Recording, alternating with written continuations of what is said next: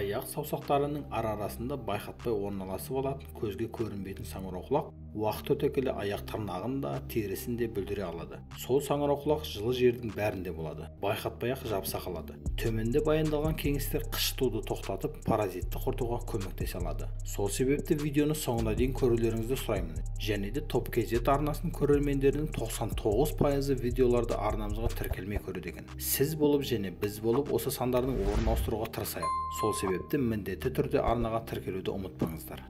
Дәріханаға рецептсіз сатылатын саңырауқұлаққа қарсы қолданылатын дәрмек алуға барғанда құрамында нитрат меканазалы немесе талнафтаты бар май сұраңыз. Оны қабынған жерге күніне 2-3 рет жағыңыз. Үйреншікті қателікті қайталамаңыз. Сырқат белгісі кетті ғой деп емдеуді доғармаңыз. Саңырауқұлақты құрту үшін 6 апта бойы дәрі-дәрмекті жағып тұрыңыз. Ас содасы қышуды және ашуды баса алады. Бір ас қасық ұнтақты суға қосып дайындаңыз да қабынған жерлеріңізге жағыңыз. Содан кейін жуып тастап аяғыңызды кептіріңіз. Ақыр соңында жүгері крахмалын немесе сәбилерге арналған ұнтақ себіңіз. Ас тұзының 2 шай қасығын жарты литр жылы суда ерітіңіз. Табаныңызды соған батырып 5-10 минут отырыңыз.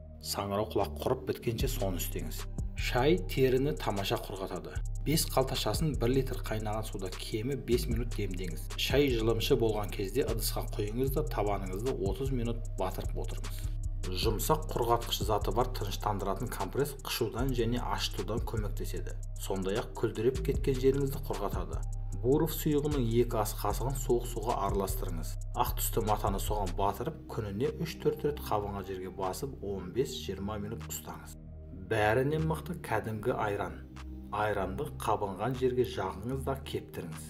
Содан кейін жуып тастаңыз. Ыдысқа қыша майының бірнеше тамшысын не азғана қыша ұнтағын салып су құйыңыз да жарты сағат табан батырып отырыңыз.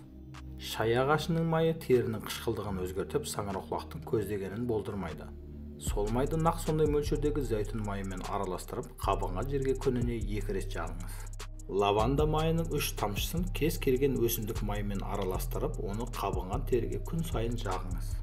Дәріханадан календула араластырылған май сатып алып, аяқ саусақтарының арасына жағыңыз. Жуынғаннан кейін табаныңызды мұқият кептіріңіз.